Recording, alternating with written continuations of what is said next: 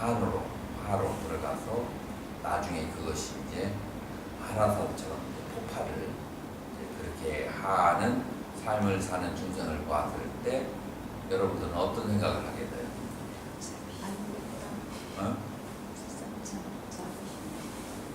불쌍하고 그 다음에 이 사람들은 이 세계에서 여기에서 벗어나는 방법을 알 수 있을까요? 없을까요?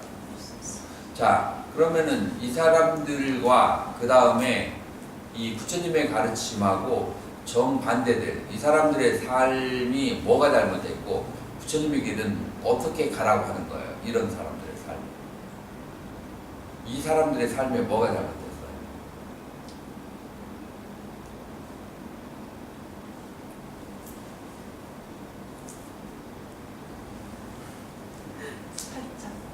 딴 생각해요. 잃어버렸어요. 이 사람들의 삶이 뭐가 잘못됐어요? 그거를 알아야 돼. 다솜이는 알 수 있을까? 왜 이 사람들은 그런 괴로움 속에 빠져서 헤어나오지 못할까? 그건 뭐 때문에 그럴까?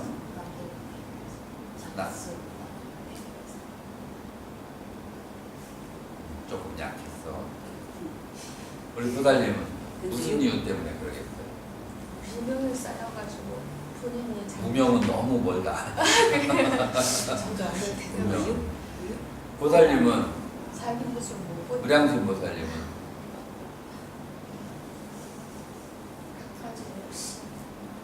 욕심 때문이긴 하는데 그 욕심이 왜 생겼는가 한번 생각을. 불땡 보살님. 나만 생각했어요. 그렇지. 굉장히 중요한 건데 이 모든 고통이 내가 가지고 있는 감각기관의 활동을 떠나서 인간을 말할 수가 없어요. 그죠? 근데 감각기관은 전부 다 무엇을 향해 있죠? 바깥을 향해 있잖아요. 그 감각기관을 쫓아가면 그러면은 어떤 삶이에요? 그러면 이제 고통의 삶에 뛰어드는 것이고 감각기관에서 진정한 즐거움이 없고 감각기관을 단속을 해야 거기에 집착을 하지 않아야 된다라고 하는 것을 그렇게 감각기관을 단속하고 집착을 하지 않으면 그런 고통에 들어가지 않게 돼요.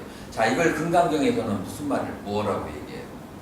감각기관에 빠져들어가지 않고 집착하지 않는 것을 뭐라고 얘기해요? 금강경에서. 한문으로 하면 불입색성양 미초법이에요. 자, 불입색성양 미초법. 너는 무슨 말인지 알겠어? 색성양 미초법에 빠져들어가지 않는 거야. 색성양 미초법은 뭔지 알아? 색이라고 하는 것은 눈에 보이는 대상. 그 다음에 성이라고 하는 것은 귀가 들리는, 귀가 들을 수 있는 대상. 그 다음에 향이라고 하는 것은 코로 맡을 수 있는 대상. 그 다음에 미라고 하는 것은 혀가 맛보는. 그 다음에 촉이라고 하는 것은 몸이. 그 다음에 법이라고 하는 것은 마음에.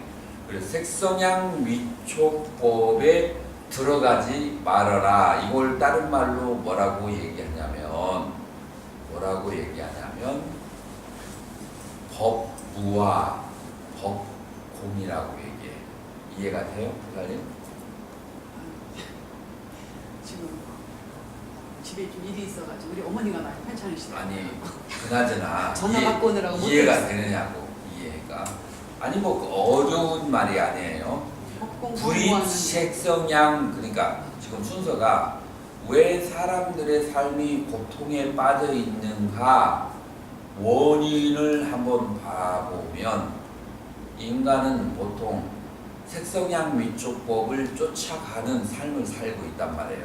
거기까지 이해가 되나요? 네. 자, 그 색성향 미촉법을 쫓아갈 것만 아니라 거기에 집착을 한단 말이에요. 그런데 이것이 이제 고통의 원인 중에 하나예요. 자, 그래서 고통으로부터 벗어나는 길은 불입 색성향 미촉법, 색성향 미촉법에 들어가지 말라라는 말이고, 금강경 4장에 불입 색성향 미촉법, 색성향 미촉법에 들어가지 말고 무주상 행오모시, 상에 머물지 않고 고시를 해라라고 그렇게 얘기를 한단 말이에요. 그래서 색성향 위촉법에 들어가지 않는 걸 이것을 다른 말로 뭐라고 하냐면은 법무와 법공이라고 하는데 이 말이 이해가 되느냐? 이해가 되죠? 그래서 금강경의 가르침이라고 하는 것은 두 개의 가르침으로 취약되는데 하나는 아에 대해서 집착하지 말아라 인무와 그 다음에 두 번째로는 법에 대해서 집착하지 말아라 법무와 이게 금강경의 32장의 전체의 가르침이에요. 그래서 인무와는 안으로 법무와는 바깥이에요. 그래서 안과 밖 그 어디에도 집착하지 말아라 라고 하는 거예요. 그래서 사람들이 고통에 빠지는 것은 첫 번째가 나에 대해서 집착하는 것과 그 다음에 6가지 감각기관의 대상에서 집착하는 것 이 두 가지가 고통의 근본적인 원인이에요. 고통의 근본적인. 그래서 요 두 가지를 해결하는 방법을 뭐라고 금강경에서는 줬어요? 모든 중생이 행복해지기를 원하라 라고 그리고 한 중생도 제도한 바가 없다라고 해요. 한 중생도 제도한 바가 없다라고 하는 것은 어디에 속해요? 인무와에 속해요? 법무와에 속해요? 에헤이 한 중생도 제도한 바가 없어. 그건 인무와예요? 법무와예요? 인무와. 한 중생도 제도한 바가 없어. 그러니까 아상이 생기지 않는 거야. 그래서 인무화가 되는 거예요. 자, 그런데 아까 모든 대상 경계에 대해서 집착하지 않아야 되는데 모든 중생이 행복하기를 그렇게 바라는 것이 대상에 집착하지 않는 거하고 연관이 될까요? 그거 연결이 돼요? 우리 보살님 연결이 돼요? 예. 네. 그러니까 대상에 집착하지 말라 하면은 소극적인데 모든 중생을 도와주라고 하는 것은 적극적으로 내가 집착할 수 있는 것을 그것을 가지고 남에게 도와주라고 하는 거니까 그것은 이제 긍정적으로 집착하지 말라는 그런 얘기가 되죠. 이 두 가지 가르침이 아상에 집착하는 삶과 그 다음에 법상에 집착하는 삶의 정반대에 대한 그 정반대의 대답이고 금강경의 3장에서 그렇게 대답을 했는데 그 대답이 그 간단한 대답이 그렇게 심오한 원리를 지니고 있죠. 그 짧은 대답이 뭔가 생뚱맞은 것 같은 대답이 거기에 이렇게 깊고 오묘한 그런 그 뜻을 가지고 있다는 거 무량심보살 납득이 되는가요? 안 될 수도 있어요. 안 되면 물어봐야 돼요. 납득이 돼요? 왜냐하면 내가 지금 무엇을 설명할 때 과거에 설명했던 것을 전제로 하고 과거에 설명했던 것은 너무 복잡하게 설명하지 않으려고 해요. 근데 과거에 내가 설명할 때 그 사람이 없을 때가 있어. 그러면 이 말이 자세하지 않아서 이해가 안 될 수가 있어요. 그래서 물어봐야 돼. 금강경 3장에서 말하는 모살행을 하려고 하는 사람은 응문하주 어떻게 마음을 머무르고 운하항복기심 어떻게 마음을 항복받아야 되는 것이냐라고 질문을 했을 때 그 색깔이 모양이 있건 모양이 없건 생각을 하건 생각을 안 했건 모든 중생들을 다 행복하게 하리라 하고 그러고 나서 한 중생도 그 모든 중생을 다 제도했어도 한 중생도 제도한 바가 없다라고 두 가지로 얘기를 했어요. 이해가 돼요? 이 부분이?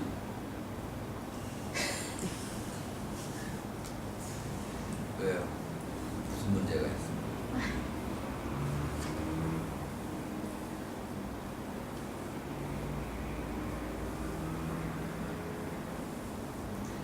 왜 집에 두고 떡이 생각나는데 떡을 생각하고 있어서 내 발에 안 들어오면 그것은 그 아에 집착하는 거예요? 법에 집착하는 거예요? 떡인데 떡은 이니까 육군의 대상이에요? 아니면 육군이야? 떡은? 대상이요, 대상. 대상이야. 네. 대상은 법이야. 네. 대상은 법. 그런데 사실 머리로 너무 빨리 이해하는 것이 꼭 좋은 것도 아니에요. 자기의 삶 속에서 네. 터져야 그게 진짜예요. 왜냐하면 머리로만 이해하면은 그러면 법을 내가 알았다라는 또 상이 생겨. 근데 지금 여기에서 상을 내지 말라고 했는데 그 사이를 못 참고 또 상을 내는 나는 법을 알았다. 근데 법을 금강경의 7장 8장에서 뭐라고 해요? 부처님께서 한 법도 설한 바가 없다잖아요. 그건 왜 그래요? 그 법을 알았다고 깨달았다라고 하는 집착마저도 버리게 하려고 하기 때문에 그러는 거예요. 그래서 철저하게 안팎으로 그 어디에 집착하지 않았을 때, 그래서 오온을 우리가 사용하면서 오온 가운데 어디에 불합리하게 비합리하게 집착하지 않고 살아야 되는 거예요. 오온을 떠나서 우리는 살 수가 없어. 오온을 활용을 하는데, 그런데 불합리하게 집착을 할 필요가 없는 거죠. 불합리하게. 너무 집착을 안 하면 너무 사는 게 재미가 없어요. 집착을 안 하면 그게 더 재미가 있을 수도 있어요. 아니 그 세계를 경험을 못 해봐서 그럴 수 네, 그런 것 있어요. 같아요. 예. 그러니까 지금까지 집착만 하고 사는 그런 세계만 그렇게 알고 있는 거예요. 예를 들어서 똥통에 있는 구더기에게 얘야 너 몸을 한 1m 뛰어가지고 날아다녀봐. 날개를 달아줄 테니까 얼마나 아름다운지 모른다 라고 하는데, 나는 내 세계는, 내가 아는 세계는 이 똥통밖에 없어요. 태어날 때부터 지금까지. 이 세계를 떠난다는 것은 나에게 엄청난 두려움이에요. 이 세계를 떠난다는 것은 엄청난 안 좋은 세계가 기다릴 수도 있을 것 같아요. 거기는 허망한 세계일 수도 모르고, 나는 확실한 이 세계에 있을래요 라고 할 수 있는데, 1m 딱 따가지고 날개 달아 가다 보면은 막 화려하고 막 그냥 아주 시원한 세계가 있죠. 네, 그래서 어떻게 하면 네, 왜냐하면은 맛을 볼 수 있을까? 내 오온에 대해서 집착하면은 매번 부딪히잖아요. 그 부딪히고 그런 싸우는 그런 거치는 세계가 아니라, 그 다음에 그것에 집착하지 않기 때문에 그냥 그때 그냥 저기에 따라서 나는 이게 옳다고 생각했는데, 나는 55만 원짜리 티켓으로 인도 가는 게 제일 싸다고 지금까지 생각했는데, 스님 말 들어보니까 45만 원짜리 있네 라고 그렇게 하면은 그냥 쉽게 가면 돼요. 그런데 아니야, 절대로 인도 가는 게 55만 원 이하는 없어. 내가 20 몇 년을 이렇게 다녀봤는데 절대로 그런 것도 본 적이 없어. 아니 스님 여기에 그 사이트에 있다니까요. 그럴 리가 없어. 그건 잘못됐어. 그 사이트를 보고 나중에 사이트에 들어가 보면은 나중에 가격이 바뀔 거야. 막 그렇게 이제 집착을 할 수가 있어요. 실제로 그런 경우도 있어. 처음에는 싸게 나왔다가 살려고 딱 하면은 가격이 20만 원 확 뛰어버려. 그런 경우도 있거든요. 근데 이제 이런 식으로 매번 사는 삶이 남과 부딪히고 애를 쓰고 화를 내고 이런 삶이 되는 거예요. 오온하고. 그런데 자기의 그 오온에 대해서 그래? 새로 그런 것이 생겼나 보지. 나는 25년 동안 그런 거 없었는데. 그래, 그렇다고 해. 뭐 가버리면 돼. 너 그럼 싼 거 가지고 한번 가봐. 얼마나 불리한 점이 많은지. 그냥 순수하게 그렇게 자기의 그 오온에 대해서, 자기의 기억에 대해서 나는 내 기억이라는 한계일 뿐이고, 이것이 절대적인 것이 아니고, 다른 사람은 다른 기억을 가지고 있기 때문에 그 사람의 그 생각은 그 사람 관점에서 맞을 수가 있고, 내 생각은 내 관점에서 맞을 수가 있고, 이렇게 그냥 모든 차들을 부딪히지 말고 마음대로 4차원에서 움직이게 해주는 거예요. 그러면은 정신적으로 굉장히 여유로운 그런 삶이. 같으네요. 예, 그렇죠. 느낌이 오죠. 느낌은 정말 오는데요. 예. 어렵죠. 네? 어렵죠. 이 세상에 순간순간 이렇게 어려운 것이 자성적으로 존재할까요? 없을까요? 자성이 없겠죠. 어려운 거 자성이 없어요. 습관이에요. 그래서 공부 잘하는 사람이 공부를 열심히 하는 것이 어려울까요? 쉬울까요? 쉽죠. 어떤 사람은 어렵고 어떤 사람은 쉬워요. 습관이 안 된 사람은 어렵고 습관이 된 사람은 쉬워요. 자성이 없어요. 그래서 뭐 어렵고 쉽고 거기에 그 얽매일 그것마저도 얽매이지 말하는 거예요. 네, 그래서 항상 그렇게 여유 있는 그런 삶을 그렇게 살아야 돼요. 그래서 지금 여기에서 그래야 되고. 굉장히 쉬운 것 같지만 굉장히 중요한 핵심이 나왔어요. 굉장히 중요한 핵심이 나왔는데 어떤 핵심이 나왔냐면은 인간이 가지고 있는 잘못된 프로그램, 자기를 갖다가 불행하게 만드는 프로그램이 오히려 그것을 가지고 계속해서 고찰을 하지 않더라도 자기가 생각을 확장시키면서 그게 저절로 사라져버리게 된다. 불행하게 만드는. 그것이 바로 무엇이냐면은 연민심과 그 다음에 무자성과 모든 법의 무자성과 그 다음에 세 번째 뭐예요?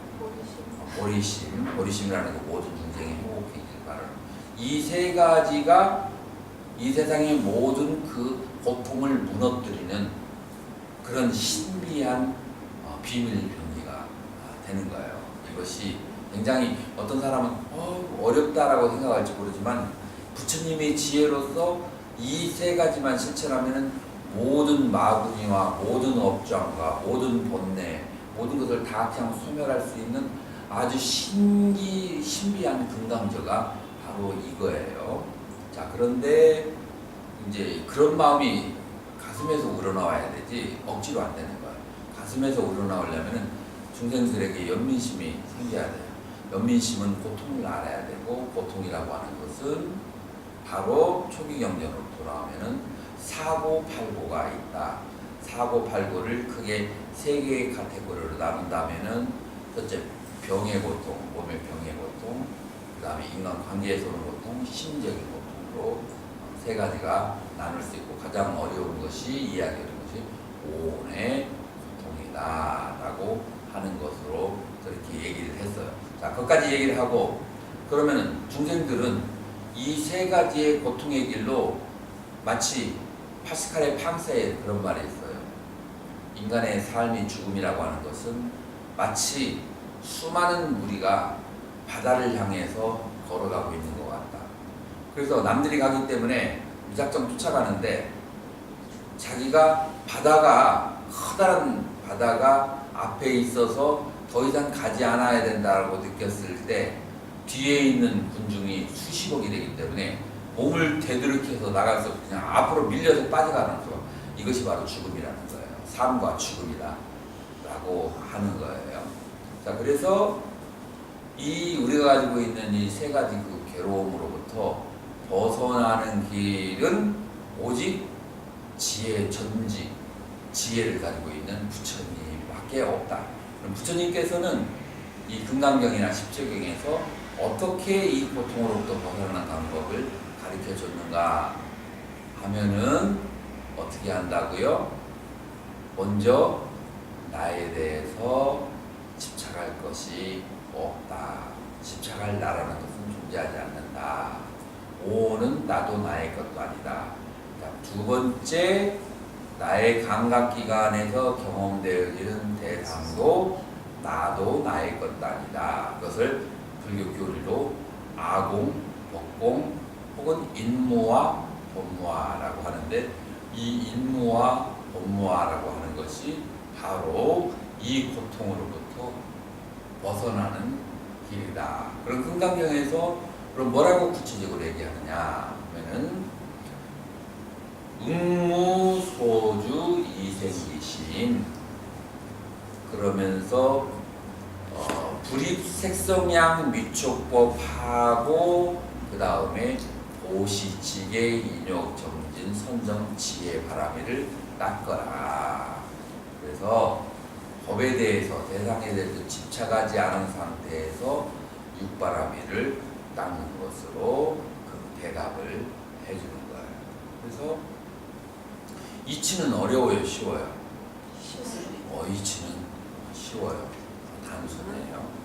단순한데 이 단순하다고 해서 효력이 없을까요? 효력이 아주 강력해요.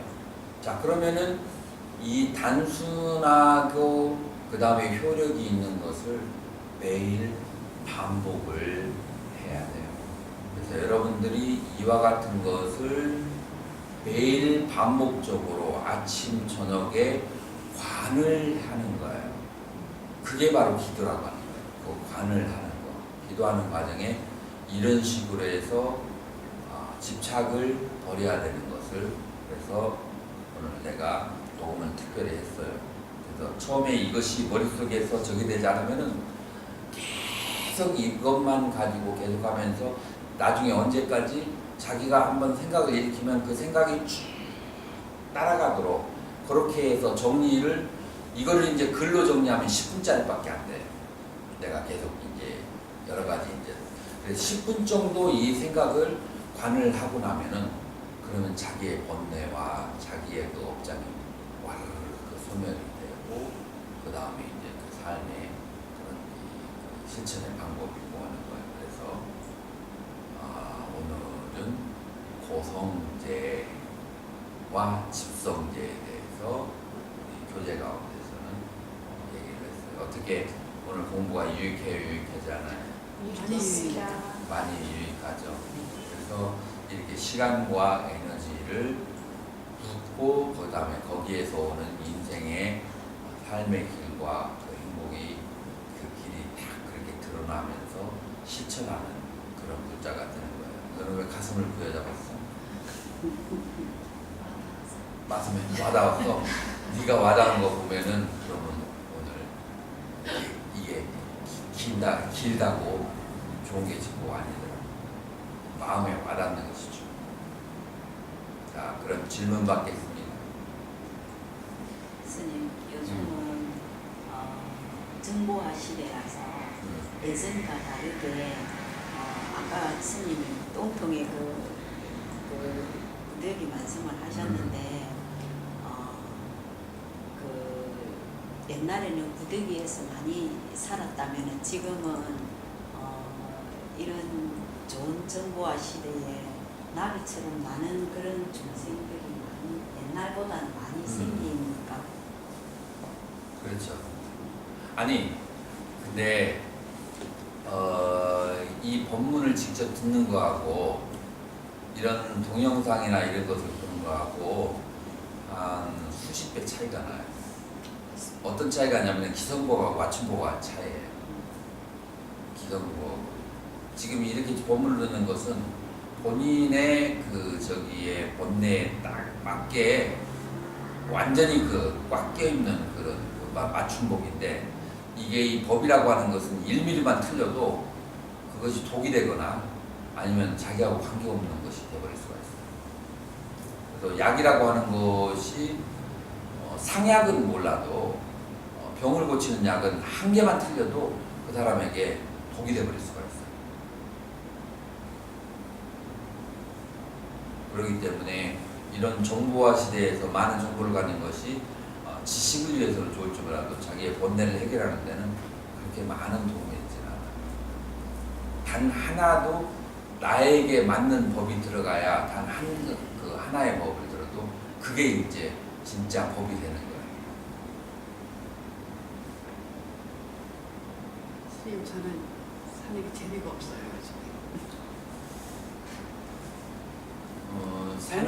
에너지가 없어요. 그전에는 그냥 많이 인생의 재미는 본래 존재하지 않았어요.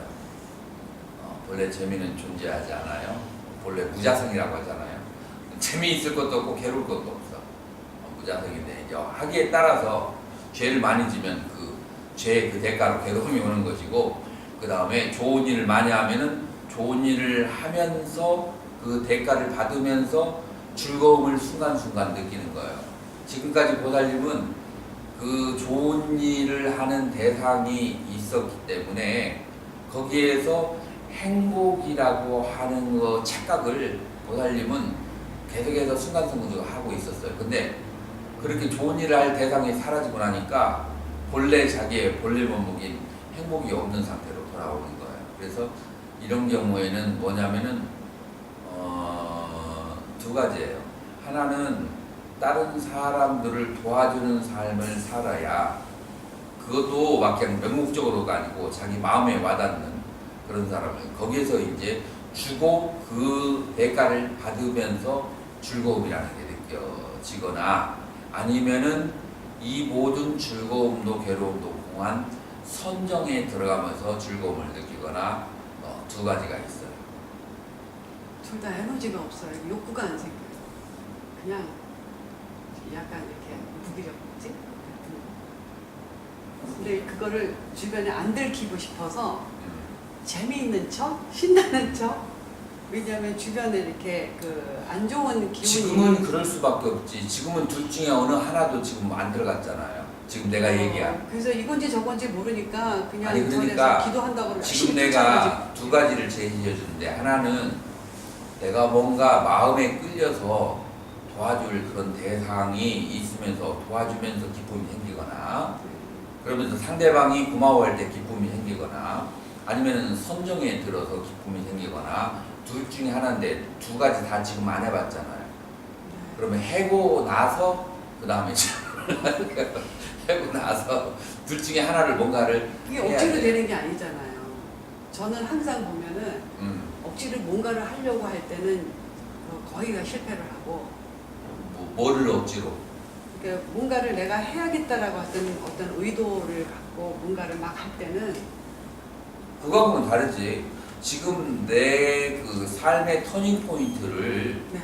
잡으라는 거죠. 이것을 억지로 하라는 것이 아니고 터닝 포인트가 어떤 내가 도와줘야 될 대상을 다른 사람들로 이렇게 확장을 시킬 것인지 뭐 예를 들어서 반야원의 부흥을 위해서 내가 막 그냥 3년 기도를 뭐 한다 그러면서 일주일에 한 번씩 사람들을 만나면서 이 귀한 불법에 대해서 포교를 한다 뭐 그런 것도 하나 뭐 한국 사람들 보살은 그 한인 사회에서 신망이 넓으니까 뭐 심지어는 뭐 예수 믿는 사람이나 누구 한 사람들까지 가서 부처님의 가르침 이렇게 좋은 점이 있다라고 얘기하면서 이제 그러니 이제 저기를 하든지 아니면은 이제 선정을 닦는 그 수행하는 방법을 배우든지 하니까 이 두 가지가 억지로 하려는 것이 아니고 그 보살행을 하거나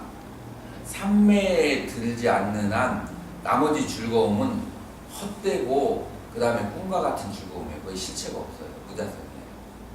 그래서 보살님은 이제 성숙해서 이제 본색을 본 거예요. 이 삶의 본색을 이제 본 거예요. 그래서 보살행을 하거나 아니면은 삼매에 들거나 외에는 거기에 진정한 즐거움은 어디에도 존재하지 않아요. 다 허망하고 무상하고 심지어는 솔로몬도 그러잖아요. 헛되고 헛되도다. 부처님의 제자가 아닌데도 그 사람마저도 그렇게 얘기하잖아요. 그러면 그런 둘 중에 하나를 이렇게 열심히 하면 두 개를 다 같이 할 수도 있고. 그러면 이런 것도 해결이 될까요? 저 같은 경우 요즘에 와서 옛날에 무슨 뭐 이렇게 한국에서 직장 생활하면서 부딪혔던 문제들 그것이 아직까지는 저는 상대방이 잘못했다고 생각을 했었는데 어느 순간 보니까 어머나 이거는 이게 내 잘못이었구나라는 거를 너무나도 몇십 년이 지나고 난 다음에 알게 된다든가 아주 어렸을 때 그 뭐 부모님한테 잘못했던 거를 또는 학교에서 뭐 어떤 일을 어떻게 사과를 하고 어떻게 잘못한 걸 인정을 하고 어떻게 이거를 하는지를 제가 잘 못 배웠지 않았나. 그래서 그런 죄의식 같은 게 나도 모르게 아마 잠재적으로 있었던 모양이에요. 그래서 요즘에 와서 그 정말 몇십 년 된 것들이 자꾸 이렇게 떠오르거든요. 그러니까 이렇게 떠오르는 것은 복된 거예요. 근데 어떤 사람은 자기 그 감정 속에 그런 잘못한 것을 밀어놓고 절대로 보지 않으려고 그래요. 그런 거에 비해서 보살님은 계속 진화를 해나가는 거예요. 근데 예를 들어서 형제들한테 저는 맞이 역할을 했어요. 언니가 있음에도. 근데 동생들을 뭐 남동생은 너 집안에 저기 뭐 기둥이니까 이렇게 하면서 저는 동생들을 위한다라고 이렇게 열심히 했었다고 지금까지 생각을 했었는데 요즘에서도 가만히 이렇게 딱 보니까 그거를 빙자하여 동생들을 많이 내가 괴롭혔구나라는 생각을 괴롭히려고 한 게 아니라 나에 대한 나의 생각과 나의 느낌, 오온에 대한 집착이 있는 사람은 아무리 남을 위해서 한다고 해도 거기에 나의 찌꺼기가 묻어가지고 그래가지고 오히려 결과가 이제 그러니 이제 다른 이제 결과가 있는 경우가 있어요. 그래서 이제 그래서